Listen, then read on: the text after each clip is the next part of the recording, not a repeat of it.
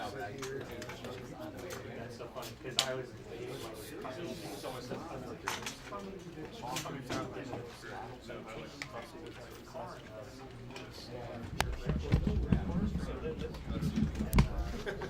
if I came in, if you could go, no, I'm gonna have a better. But yeah, if you don't mind, yeah, that's great. I might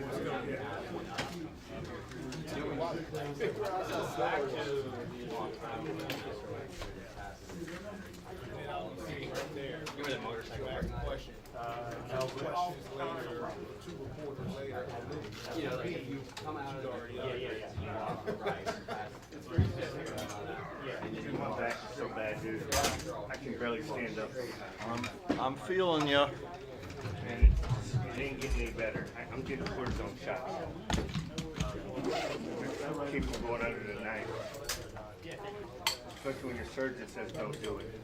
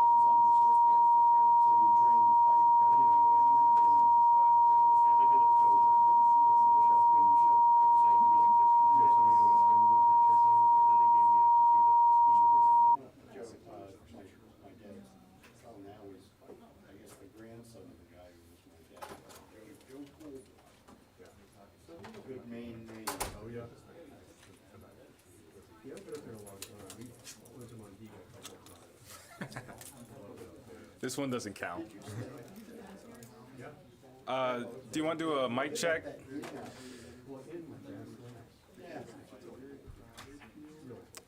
Check 1 2, mic check 1 2. Test test. This is a test from the Pentagon briefing room. Check 1 2, mic check. Check check. Test 1 2. 10 9 8 7 6 5 4 3 2 1.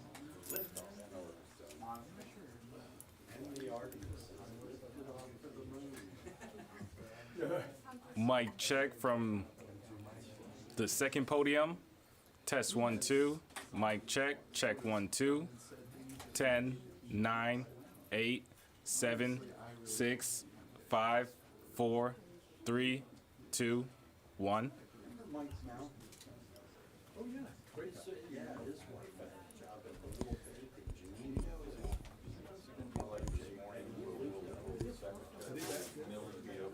Yeah, Milley will be there, the secretary will be here, and General Ryder.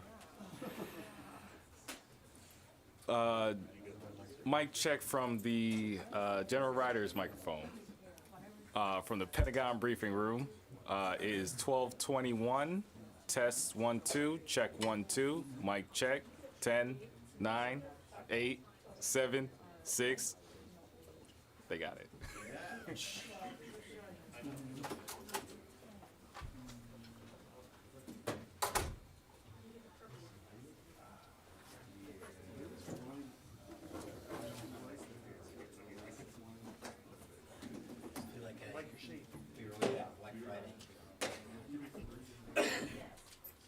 For all of us older people, older gentlemen. I'll make that suggestion.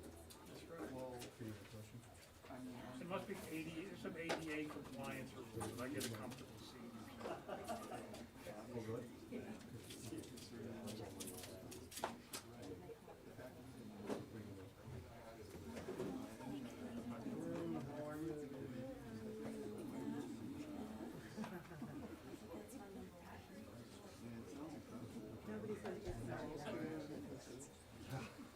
Nobody says peachy at all, so they're like, let's do this.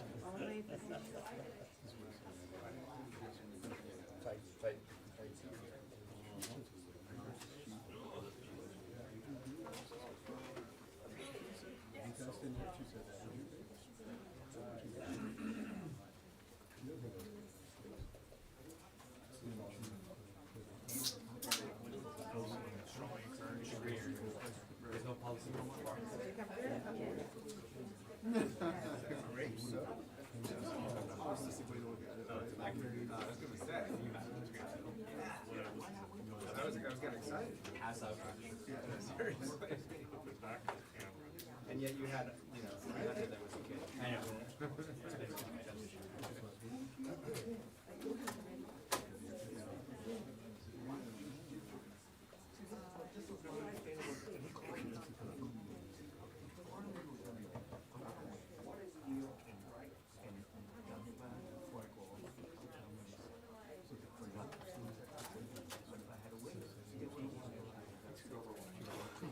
I can shoot over one. Probably good.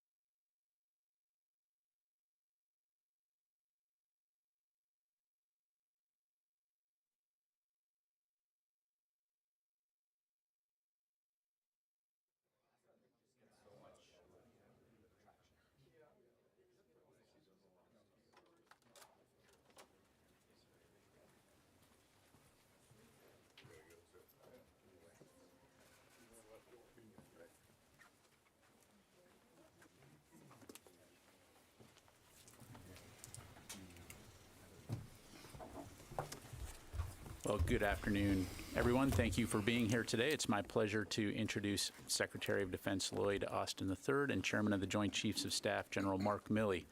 The Secretary and the Chairman will deliver opening remarks, and then they'll have time to take a few questions.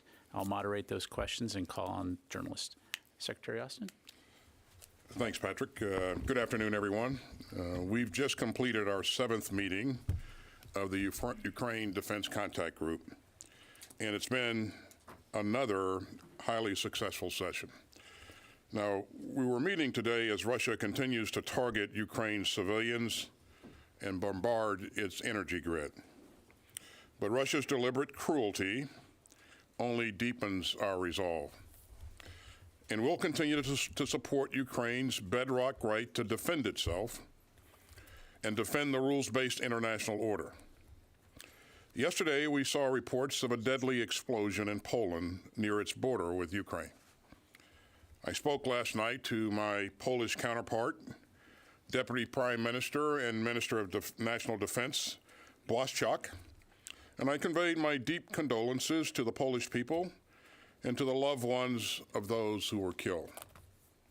I also underscored America's ironclad commitment to defend Poland. We have full confidence in the Polish government's investigation of this explosion, and they've been conducting that investigation in a professional and deliberate manner. And so we won't get ahead of their work. We're going to stay in close touch with our Polish counterparts, as well as with our NATO allies and other valued partners. We're still gathering information, but we have seen nothing that contradicts President Duda's preliminary assessment that this explosion was most likely the result of a Ukrainian air defense missile that unfortunately landed in Poland. And whatever the final conclusions may be, the world knows that Russia bears ultimate responsibility for this incident. Russia launched another barrage of missiles against Ukraine, specifically intended to target Ukraine's civilian infrastructure.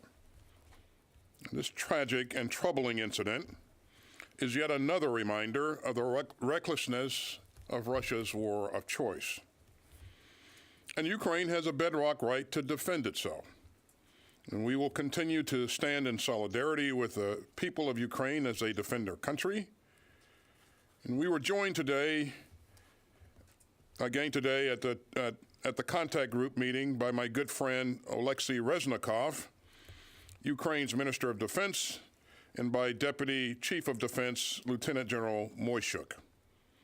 I spoke with General Reznikov by phone before this morning's contact group meeting about yesterday's explosion in Poland, and we'll remain in close consultation as we move forward.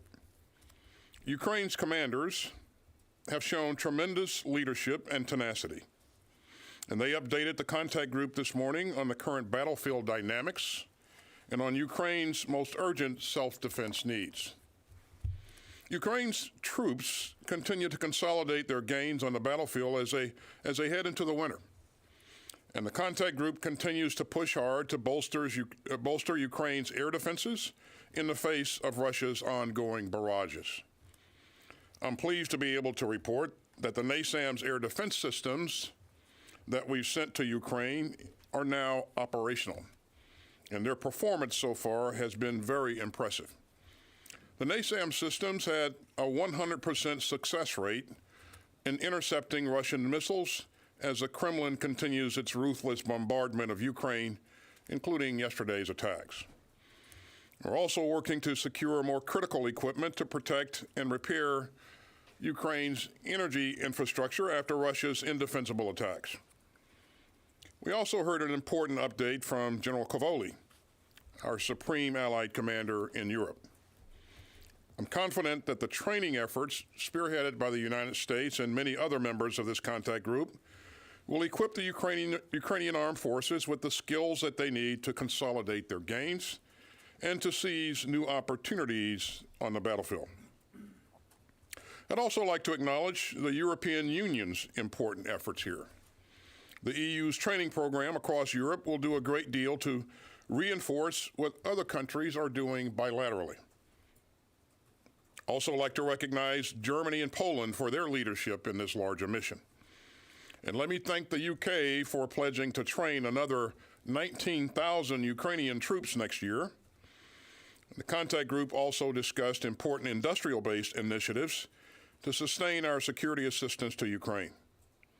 Let me also thank the department's acquisition and sustainment team, as well as the co-host of the National Armaments Directors Working Group under the contact group auspices. Now, all of these initiatives help prepare the Ukrainians to consolidate their gains during the winter and to prepare to seize new initiatives in the spring. And you can see this contact group's ongoing unity and commitment in some of the announcements that its members made. I'd like to thank Sweden for coming forward today with a substantial $287 million package of assistance to Ukraine. This package includes key capabilities, including an air defense system that will bolster Ukraine's ability to defend itself against Russia's ongoing ruthless attacks. And Spain has promised to send 2 more Hawk launchers and missiles. And Canada is stepping up with its latest tranche of $500 million in assistance, and Canada remains one of the lead donors of winter gear. Germany has advanced much-needed donations of air defense, artillery, and MLRS ammunition. And Greece also announced an important donation of 155 millimeter ammunition. And Poland has committed additional artillery and tank ammunition, as well as short-range air defense capabilities. And so these contributions will make a real difference. And so does a coordination of our security assistance that this contact group makes possible. So we will continue to deepen our work together. And the contact group has met 7 times this year. And each meeting has produced tangible results that help Ukraine defend itself and its citizens. You can see that progress in Ukraine's victories in Kharkiv and Kherson. Over the weekend, the world saw Ukrainian forces liberate Kherson, demonstrating once again the determination of the Ukrainian people to live free in their own country. Now, our resolve is only strengthened by Russia's indefensible attacks on civilian targets. And we'll continue to stand together in common purpose, because no member of this contact group wants to live in a world where big countries bulldoze their peaceful neighbors. And we won't just accept Putin's imperial aggression and erosion of international norms as some kind of new normal. Instead, we will continue to stand up for Ukraine's inalienable rights to defend itself. We'll continue to strengthen our unity and resolve. We'll continue to show the power of partnership. And we'll continue to bolster Ukraine's armed forces by rushing them the capabilities that they need to defend their country. And we will continue to help the people of Ukraine in their fight for freedom. Thank you very much, and I'll turn it over to General Milley for his opening comments. Thank you, Secretary Austin. I appreciate that, and I appreciate your leadership as we gathered today, this morning, for the 7th consecutive convening of the Ukrainian Contact Group, which we've been doing every month, as you know. And thanks also to all the ministers of defense out there who participated, and all of my counterparts, all the charge that participated, and other senior representatives from almost 50 countries showed up at this meeting this morning and continue to take part in these discussions, which are very, very productive. The mission of the group remains clear, to support Ukraine as they counter the illegal and unprovoked Russian aggression, and to continue to supply Ukraine with the capabilities necessary to defend their sovereignty. Through these contact group sessions and other close coordinations that I have and the Secretary has with our counterparts, that I talk to General Zaluzny weekly, and my staff continually talks to his staff, we continue to respond to Ukraine's battlefield requirements and their needs for means of fighting for their freedom. This is a war of choice. It's a war of choice for Russia.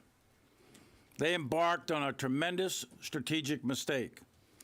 They made a choice in February of this year to illegally invade a country that posed no threat to Russia. In making that choice, Russia established several objectives. They wanted to overthrow President Zelensky and his government. They wanted to secure access to the Black Sea. They wanted to capture Odessa. They wanted to seize all the way to the Dnieper River, pause, and then continue to attack all the way to the Carpathian Mountains. In short, they wanted to overrun all of Ukraine, and they lost. They didn't achieve those objectives. They failed to achieve their strategic objectives, and they are now failing to achieve their operational and tactical objectives. Russia changed their war aims in March and beginning of April. Their war of choice then focused on the seizure of the Donbass, the Donetsk and Luhansk Oblasts. That was their operational objectives, and they failed there. Then they changed again and expanded to seize Zaporizhia and Kherson.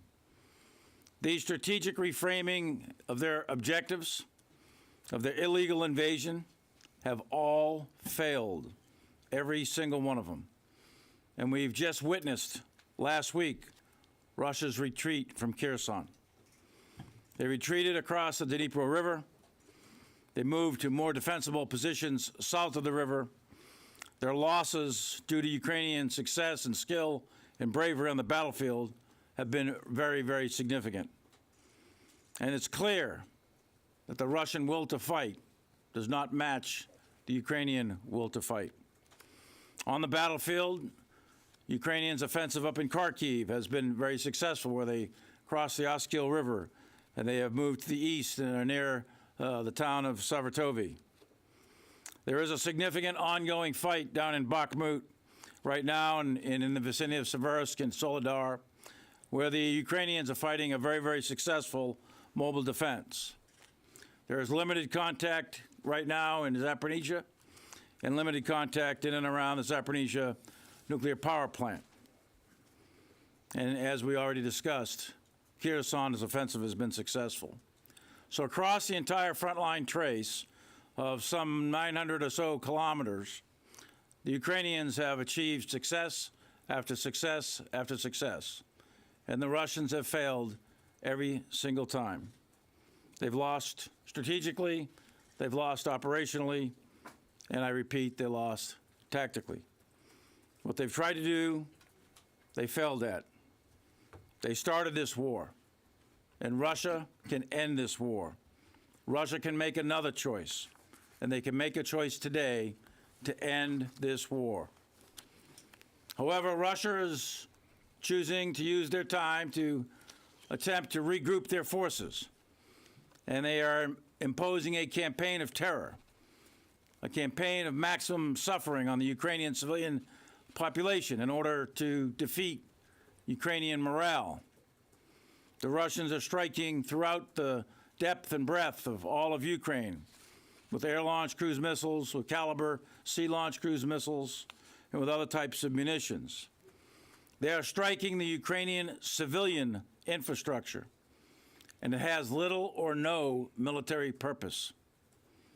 While assessments are ongoing, yesterday's strikes looked like they launched at least 60 missiles, and they may have launched upwards of 90 or even perhaps 100, and we'll have better assessments in the days ahead.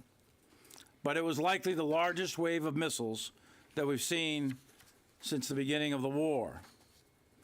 These missiles, again, they targeted intentionally and damaged civilian power generation facilities to cause unnecessary suffering with the civilian population. We assess now that over a quarter of Ukrainian civilians are without power. The deliberate targeting of the civilian power grid, causing excessive collateral damage and unnecessary suffering on the civilian population, is a war crime. With the onset of winter, families will be without power and, more importantly, without heat. Basic human survival and subsistence is going to be severely impacted, and human suffering for the Ukrainian population is going to increase. These strikes will undoubtedly hinder Ukraine's ability to care for the sick and the elderly. Their hospitals will be partially operational. The elderly are going to be exposed to the elements. In the wake of unrelenting Russian aggression and incalculable human suffering, Ukraine will continue to endure. Ukraine is not going to back down. The Ukrainian people are hard, they're tough, and most of all, they're free, and they want to remain free. Ukraine is going to continue to take the fight to the Russians. And I just had a significant conversation with my Ukrainian counterpart, and he assures me that that is the future for Ukraine. As Ukraine continues to fight, air defense capabilities are becoming critical for their future success. An integrated system, an integrated air defense system, an integrated air and missile defense system is what is necessary as Ukraine repels Russian aerial attacks. And a significant portion of today's conversations in today's meeting with almost 50 countries focused on how we, as a global coalition, can provide the right mix of air defense systems and ammunition for Ukraine to continue its control of the skies and prevent the Russians from achieving air superiority. To combat continued Russian strikes, last Thursday, the United States announced $400 million in additional commitments to support Ukraine. And those capabilities included missiles for the Hawk air defense systems, which is a complement to what Spain has recently committed. There's other air defense systems included in that $400 million package, along with ground systems such as up-armored Humvees, grenade launches, and additional HIMARS ammunition, and lots of other pieces of equipment. Wars are not fought by armies. They're fought by nations.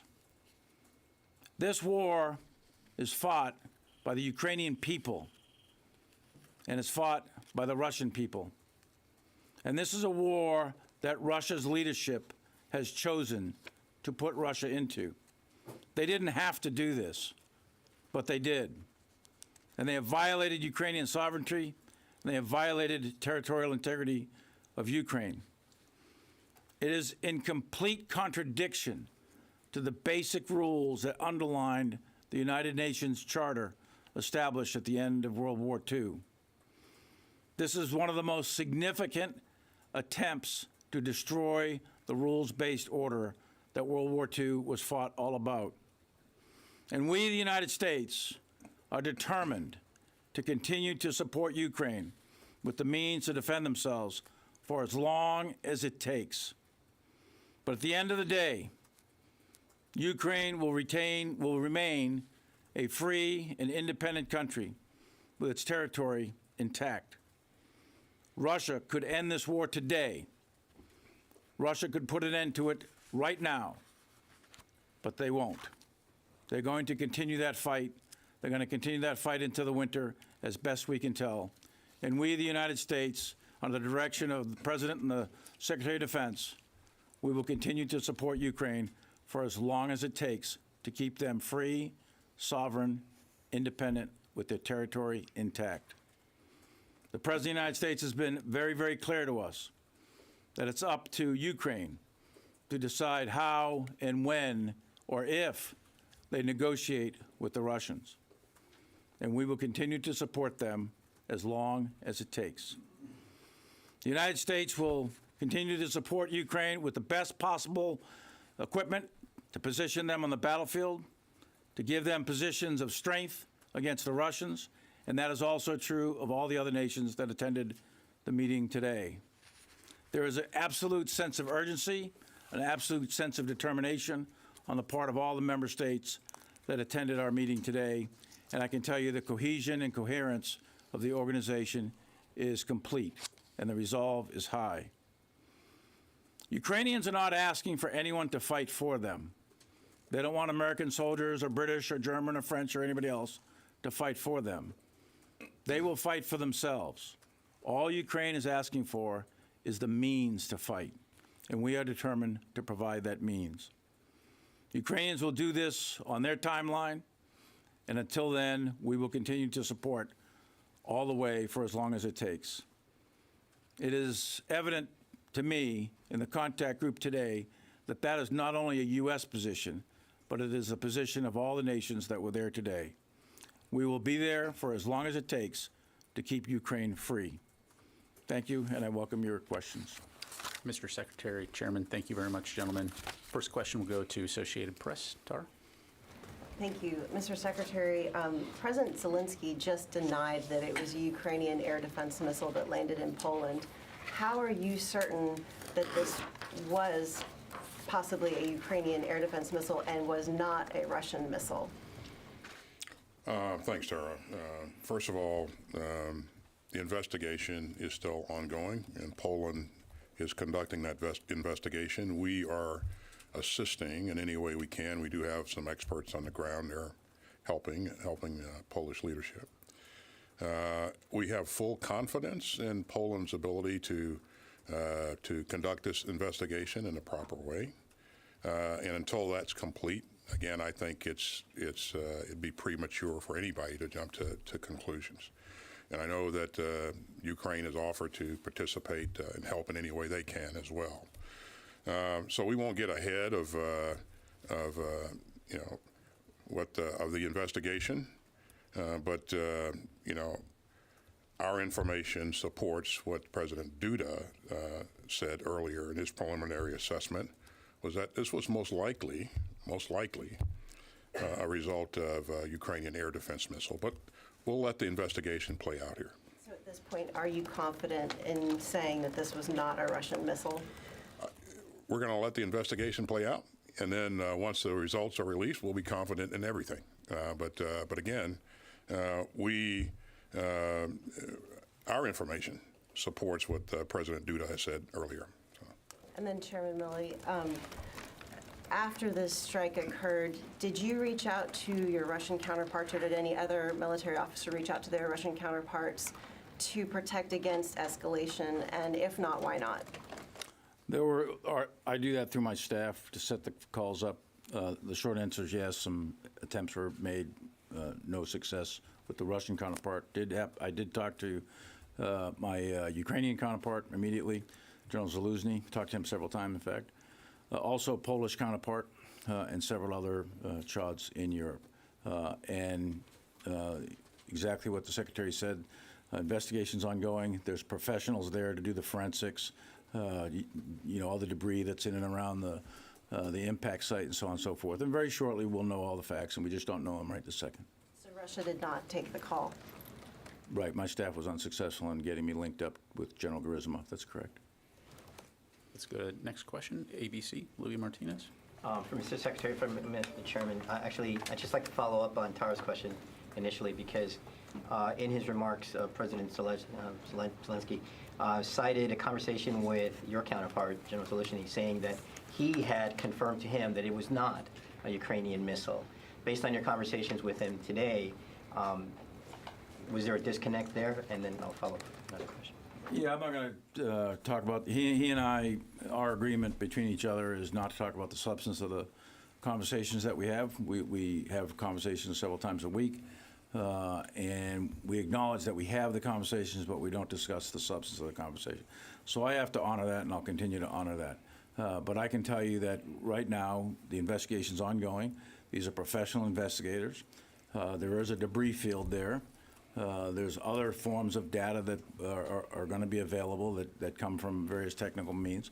And I suspect very shortly we will have very confirmed data as to what the point of origin is, point of impact, what the angle of the weapon system was, the flight trajectory.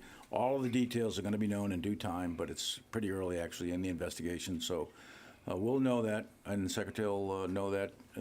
President Biden will know that, and we'll all get informed here shortly by the investigators. And Poland has put together a team. They have lead, and they've put together a team of professional investigators to do that. Thank you. Mr. Secretary, yesterday was kind of the reality of the speculation that has been going on for months about how NATO might respond if a Russian missile went into NATO territory. On the opposite side, the United States has been very careful not to provide weapons systems that might reach into Russia. What about Crimea? If the United States, the supplied HIMARS systems are able to reach inside Crimea regularly, is that a concern given what we saw yesterday? And to follow up, sir, to your comments about earlier from last week about the possibility of discussions put on by a slowdown in the fighting, let's say, during the winter. It sounds like the comments that you're making today about the winter are that the Ukrainians are going to continue very strongly. Are you pulling back from your comments from last week that you see an opportunity for negotiations with the Russians? No, I think the Ukrainians should keep the pressure on the Russians, to the extent that they militarily can. But winter gets very, very cold, and the natural tendency is for tactical operations are going to naturally probably slow down. And right now what we're seeing is the lines from Kharkiv all the way down to Kherson, for the most part, are beginning to stabilize. Now, whether that means they will be stable throughout the winter or not, nobody knows. Nobody knows for certain. Come January, February, that ground probably will freeze, which could lend itself to offensive operations. So there could be a lot of activity in the winter, but typically speaking, because of the weather, the tactical operations will slow down a bit.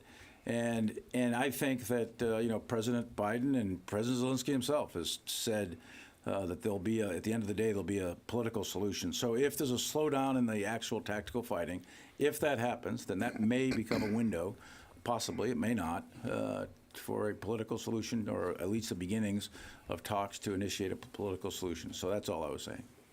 And Crimea. Yeah, first, let me just agree with what the chairman just said in terms of there probably will be a slowdown in the fall and going into winter. The fall's a muddy season, as you know, and so is the spring.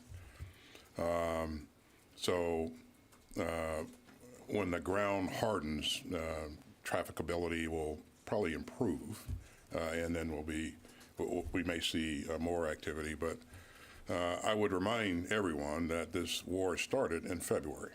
So winter does not mean that we're going to stop fighting, or the Ukrainians are going to stop fighting. I certainly, like the chairman, believe that they won't. And so we're going to do everything within our power to make sure that they have the means to accomplish their goals and objectives. And along that line, the goals and objectives of this fight are the Ukrainians. They're not ours. And so we haven't prescribed to the Ukrainians what they can and cannot do. And so our focus is to continue to provide them the means to be successful in their endeavors. And so that's my response to the question on Crimea. Again, the Crimea is an issue to be thought through and sorted out by the Ukrainian leadership. So. Let's go ahead. Lee, New York Times. First for General Austin. So with winter coming, it's a bad habit. You keep calling me General, but it's like ingrained in my head. Yeah. Secretary Austin, do you agree then with General Milley's comments in New York last week that Ukraine cannot achieve a military victory as defined by driving Russia out of all of its territory, including Crimea, and therefore should use winter as an opportunity to negotiate? Again, having the chairman here, I think it's fair to allow him to really provide context for his comments. I think, and you've heard me say this before, there are countless numbers of people that have been amazed and astonished by what the Ukrainians have accomplished. And so I won't presuppose what's possible or impossible for them. What I am focused on is just making sure that they have the means to do two things. First is to protect themselves and their civilian population from some of the things that we've seen here recently with the aerial bombardments. The second thing is to enable them to achieve their goals and objectives on the ground as they continue to try to take back their sovereign territory. So we're going to continue to support them. And again, I think to this point we've seen them come up with very achievable goals and objectives. We've seen a very successful counteroffensive, both in Kharkiv and also in Kherson. And I think they will continue to keep the pressure on on the Russians going forward. And in terms of what's a good time to negotiate, we've said repeatedly that the Ukrainians are going to decide that, and not us. And we will support them for as long as it takes. Now, we just spent almost 4 hours with our colleagues there in a Ukraine Defense Contact Group meeting.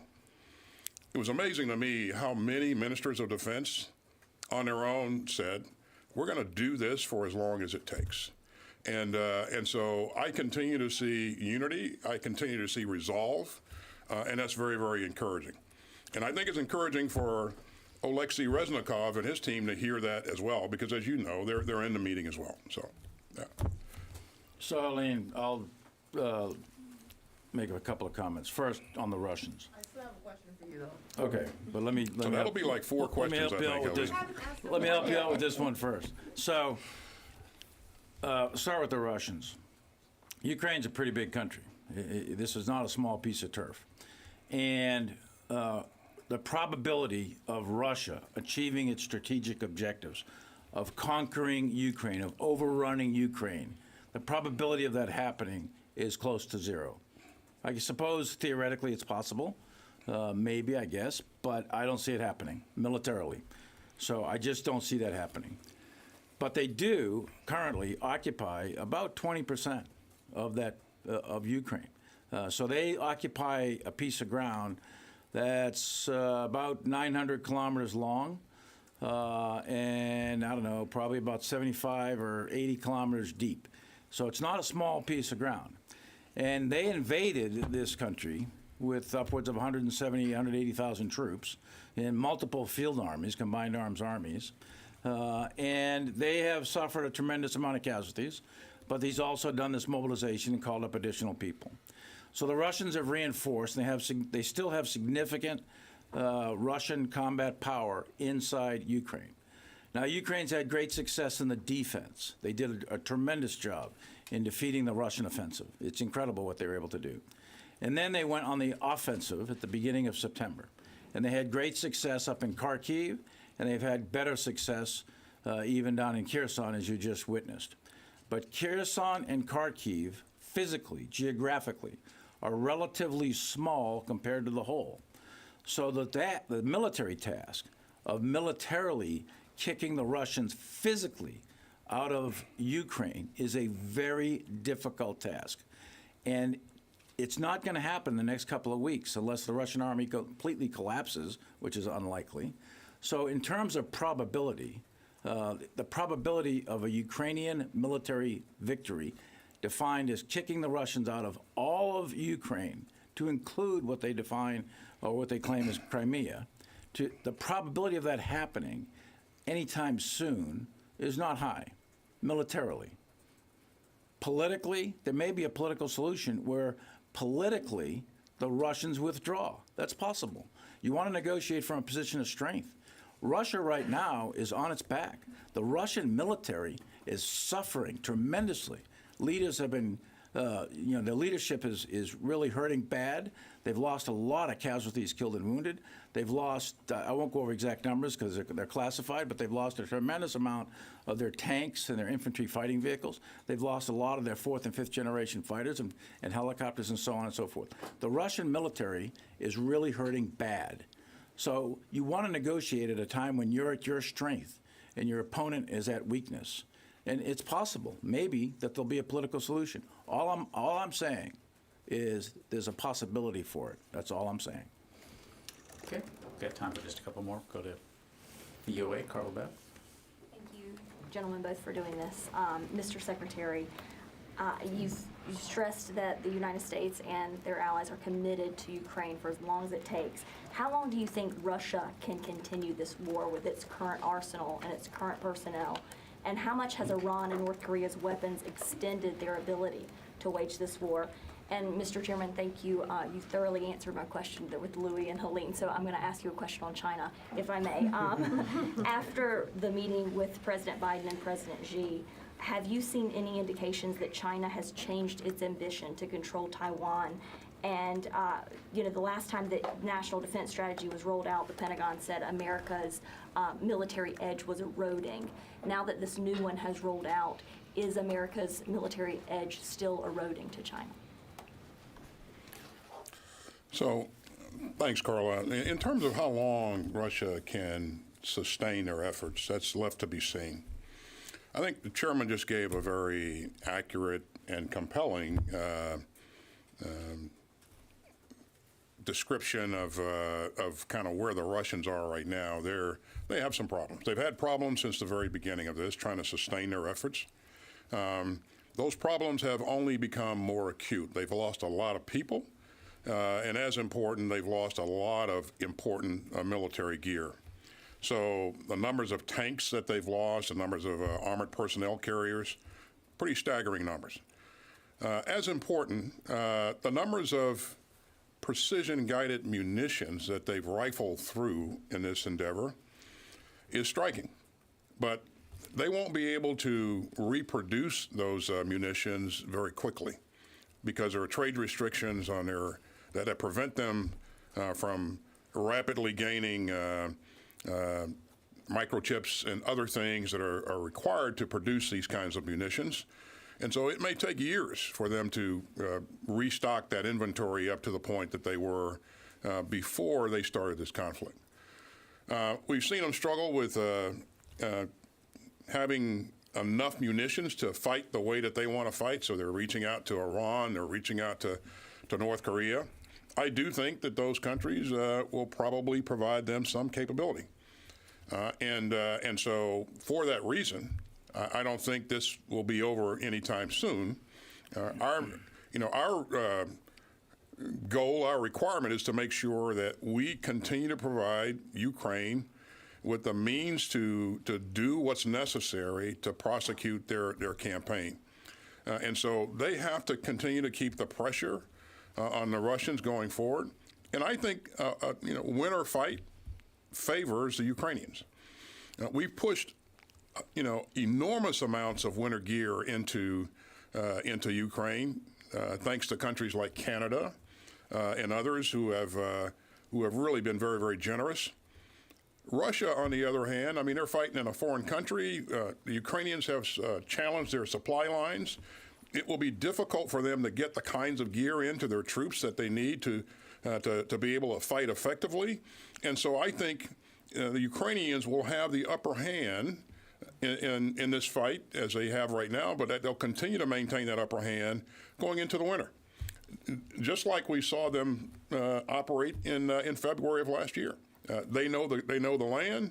They can pull things from the local communities, and they'll be prepared for this winter weather. And I don't think the Russians will be as prepared, and they'll continue to struggle to get things into their troops using the supply lines that they currently have. And the Ukrainians will continue to pressure those supply lines. Do you think the Russians can hold out all it takes them the years that you say it would take for them to fully resupply? I don't think the Ukrainians are going to allow them to hold out. I think the Ukrainians are going to continue to pressure them.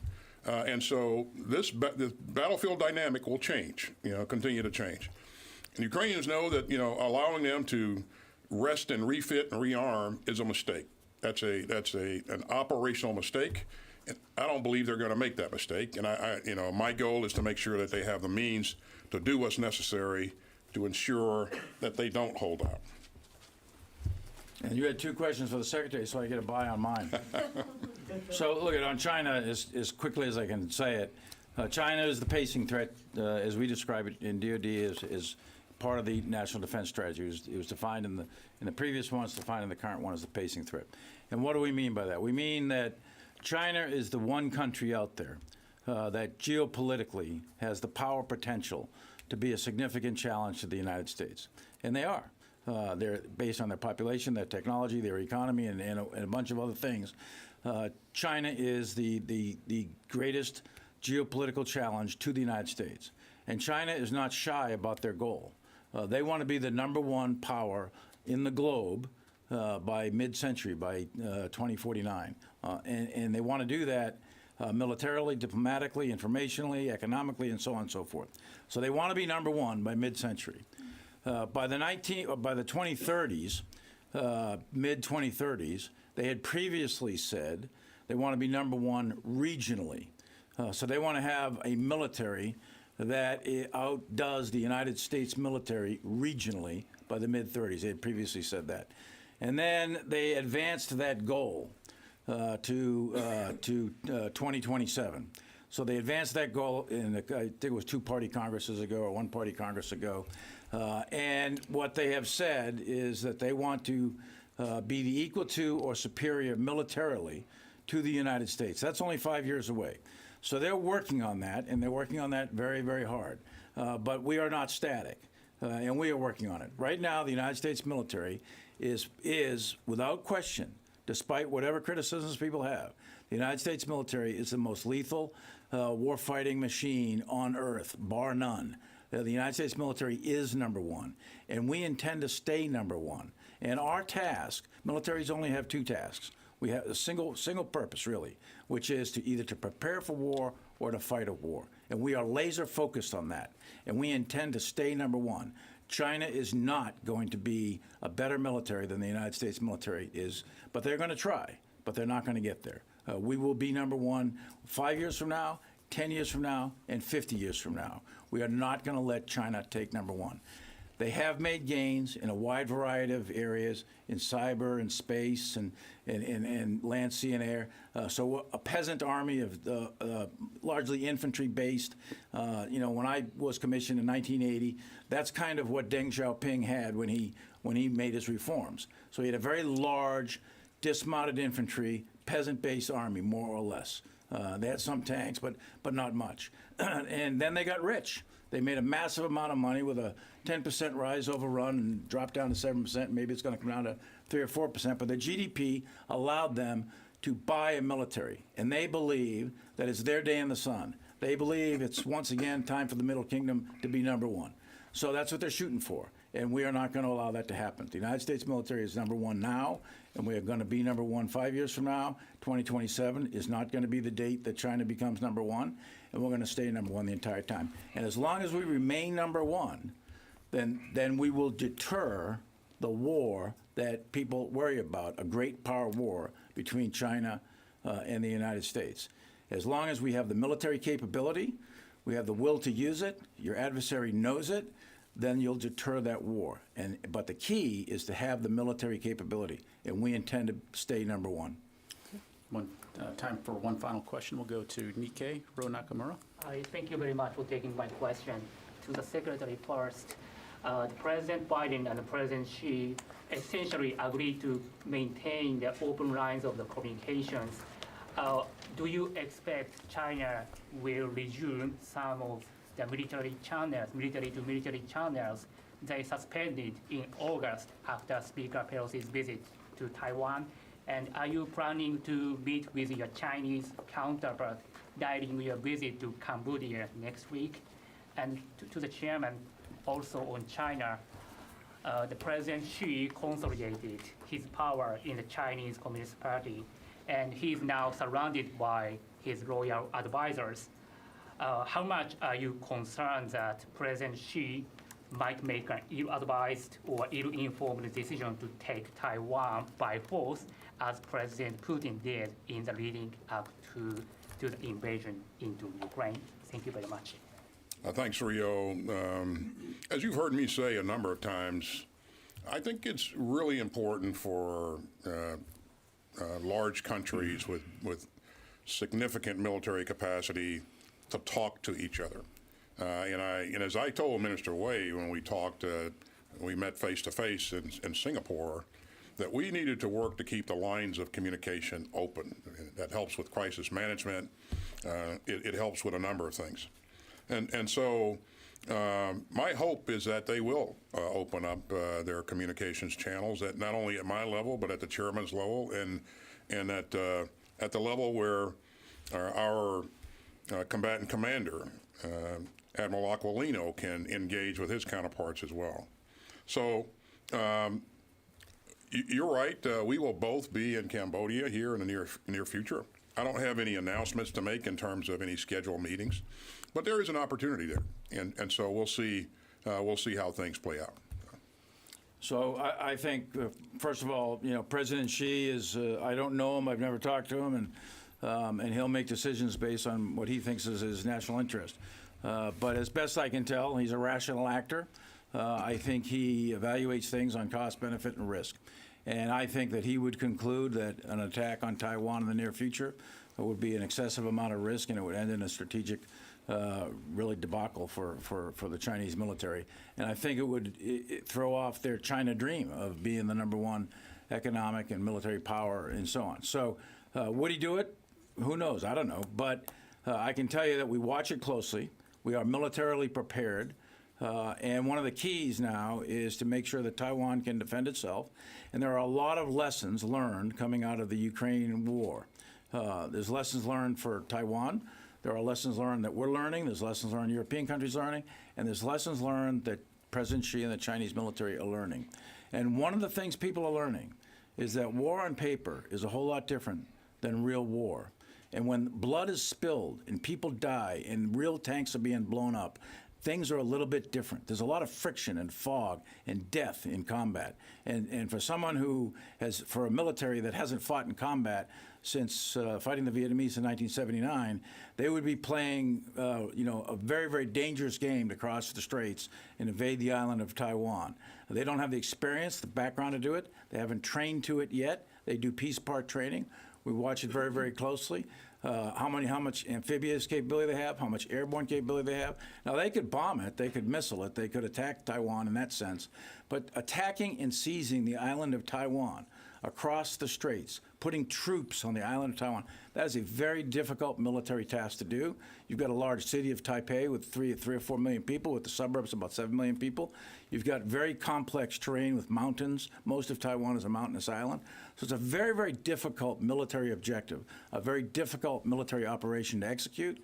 And I think it'll be some time before the Chinese have the military capability and they're ready to do it. Now, that could be wrong. An incident could happen. Some sort of political thing could happen in a moment in time, and all of the decisions would change very, very rapidly.